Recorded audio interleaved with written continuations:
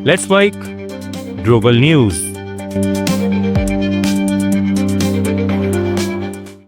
Israel ने Hamas पर cease fire का उल्लंघन करने का आरोप लगाते हुए दक्षिणी गजा के रफाह पर हवाई हमले किए हैं। इसके बाद क्षेत्र में तनाव बढ़ गया है। ये अमेरिकी मध्यस्थता वाले समझौते के कुछ दिनों बाद हुआ, जिसमें आईडीएफ को गजा के कुछ हिस्सों से पीछे हटना था, लेकिन रफाह में इजरायली उपस्थिति बनी हुई है। इजरायली सेना के अधिकारी ने पुष्टि की कि हमास ने येलो लाइन के पार कई हमले किए, जिसके जवाब में युद्धक विमानों और तोपखाने ने दक्षिणी क्षेत्रों को निशाना बनाया।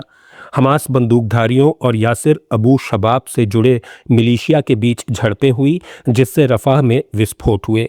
हालांकि तत्काल कोई हताहत नहीं बताया गया। हमास ने आरोपों से इनकार किया और इजराइल पर उल्लंघन का आरोप लगाया है।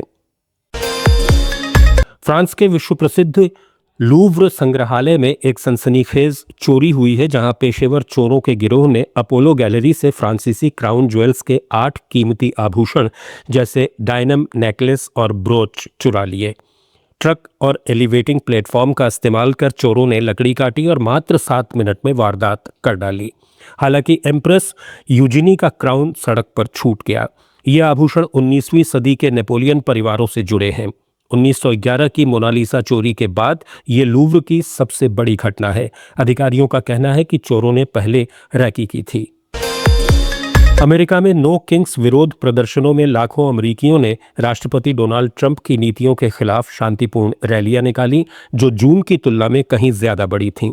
ये प्रदर्शन शिकागो, न्यूयॉर्क, वॉशिंगटन और लॉस एंजल्स जैसे बड़े शहरों से लेकर छोटे कस्बों तक हुए, जहां करीब 70 लाख लोग अवैध निवासियों को निकालने के लिए सख्ती, आयात पर टैरिफ, सरकारी खर्च में कटौती, विदेश नीति, शहरों में नेशनल गार्ड तैनाती और राष्ट्रपति की शक्तियों के दुरुपयोग के खिलाफ नारे लगा रहे थे।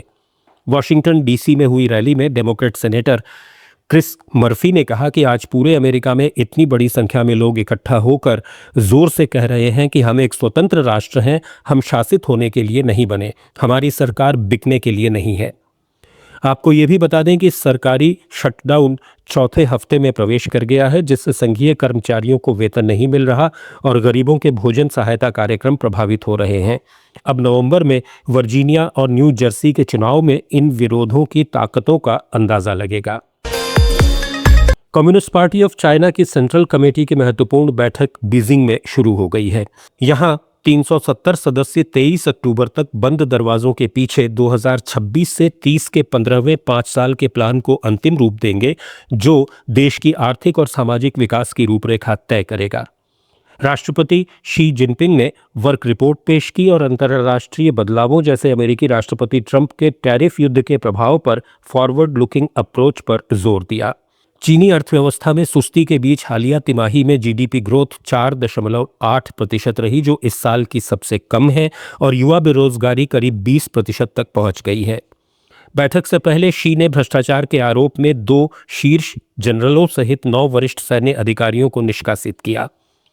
अमेरिका चीन तनाव के बीच टिकटॉक डील और रेयर अर्थ मेटल्स पर नियंत्रण जैसे मुद्दे भी चर्चा में हैं, जबकि हाल के एससीओ समिट में पीएम मोदी और पुतिन की मेजबानी के बाद संबंधों में सुधार की उम्मीद है। ये प्लान नौकरियां बढ़ाने और वैश्विक चुनौतियों से निपटने पर फोकस करेगा।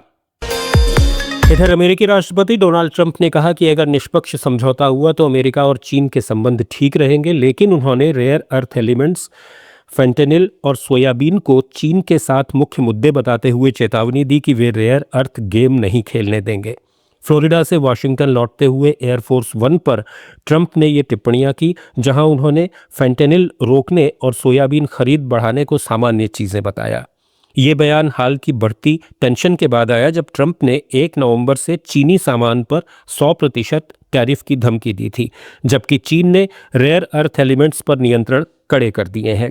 ट्रंप को दक्षिण कोरिया में Asia Pacific economic cooperation summit में शी जिनपिंग से मुलाकात की उम्मीद है। ग्लोबल न्यूज में फिलहाल इतना ही। जुड़े रहिए लेट्स माइक के साथ। आप सुन रहे थे let's make more than radio.